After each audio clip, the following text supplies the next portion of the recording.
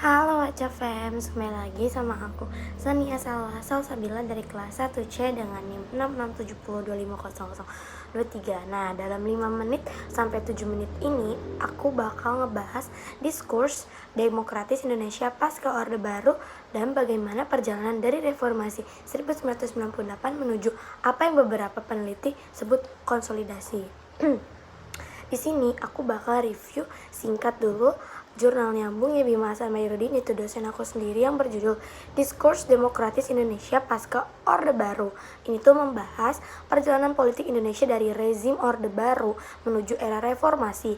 Bung Yebi pun menekankan bahwa Orde Baru menjalankan demokrasi palsu karena kekuasaan sebagai sangat terpusat, kebebasan berpendapat dibatasi, partai politik dilemahkan, dan dari masyarakat dikontrol melalui strategis penaklukan, pembatasan, atau kooptasi terhadap berbagai organisasi sosial politik.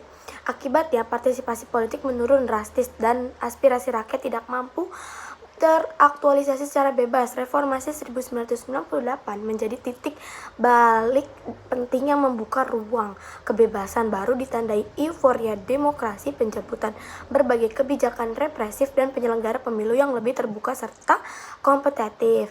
Nah, Bung Yebi pun kemudian menggunakan teori Larry Diamond untuk menilai apakah Indonesia ini telah mencapai konsolidasi demokrasi.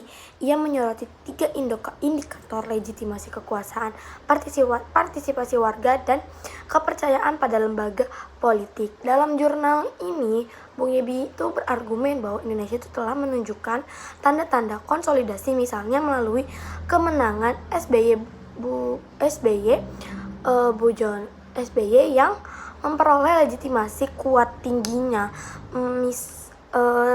partisipasi pemilu hingga 70,1%, serta semakin aktifnya peran civil society seperti ICW dan dalam mengawasi kebijakan dan korupsi. Meskipun demikian, Bung Yebi itu mengakui bahwa konsolidasi itu tidak bersifat linear dan demokrasi Indonesia masih membutuhkan penguatan lembaga partai, kualitas representasi politik, peran pers sebagai pengawas kekuasaan agar demokrasi menjadi lebih matang dan substantif. Nah, di sini mari kita bandingkan dengan 5 jurnal internasional. Nah, yang pertama ada Edward Espinel and Marcus Meitner, Problem of Democracy in Indonesia, ACS edited volume 2010.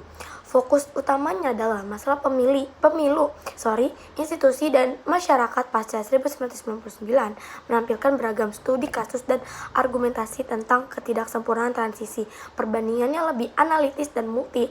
Bung Yebi itu penulis tuh berbagai metodologi dibandingkan tulisan Bung Yebi yang sintetis, memberikan bukti kasus spesifik yang memperkaya klaim umum tentang konsolidasi.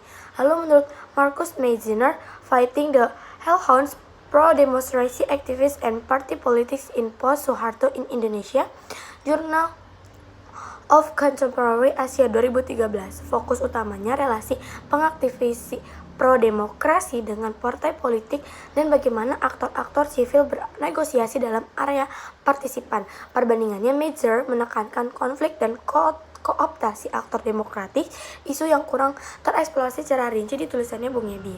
Lalu menurut Fedi R. Hadis, Decentralization Demonstrasi in Indonesia, A Critique of Neo-Institutional Perspective, Development and Change 2004. Ini tuh efektif desentralisasi menunjukkan bagaimana kekuasaan lokal dan patronasi membentuk politik demokrasi lokal. Perbandingannya, Hadis membawa titik struktural penting atau lokalisasi kekuasaan yang menjelaskan mengapa konsolidasi itu nasional itu bisa berbeda secara lokal, suatu dimensi yang perlu dipertegas dalam jurnalnya Bung. Lalu di sini ada menurut Yuki Fukuoka, Indonesian Democratic Transition Revisited, a Climate Model of Political Transition di Era Demokrasi Formal. Kayak ini tuh menawarkan model kinalistik untuk menjelaskan transisi, menunjukkan daya tahan praktis, oligarkis, atau klineal di era demokratis formal. Nah, perbandingannya menyoroti jebakan demokrasi formal yang bisa tampak konsolidasi namun tetap dikuasai oleh jaringan patronase, catatan kritis yang melengkapi narasinya Bung Yebi. Lalu yang terakhir ada Edward Aspinall and Marcus Meisner, Southeast Asia Troubling Election Non-Democratic Pluralism in Indonesia, Journal of Democracy 2019. Ini tuh membahas perkembangan pemilu yang kompetitif namun muncul pola liberal atau denitarian, bahaya bagi kualitas demokrasi. Perbandingannya, studi ini menunjukkan dinamika setelah 2010 yang menyoroti kebangkitan liberalisme, area yang sebaiknya ditambahkan jika memperbarui tulisan Bung Yebi dalam tulisan Bung Yebi. Nah, di sini sebagai penutup, perjalanan demokrasi Indonesia pasca Orde Baru itu menunjukkan bahwa meski reformasi telah membuka ruang kebebasan dan partisipasi politik, proses konsolidasi masih menghadapi banyak tantangan. Jurnalnya Bung Yebi, Hasan Mahyarudin menunjukkan bahwa legitimasi politik dan partisipasi publik itu sudah menguat. Namun, 5 penelitian internasional mengingatkan bahwa patronase, polarisasi identitas, dan kualitas pemilu masih menjadi ancaman. Karena itu, menjaga demokrasi ada tugas bersama pemerintah, masyarakat sipil, dan kita semua. Demokrasi ini hanya akan tetap hidup jika terus dikawal, diperbaiki, dan diperjuangkan. Nah teman-teman, segitu dulu review jurnal dari aku. Bye bye, sampai bertemu di hari Jumat.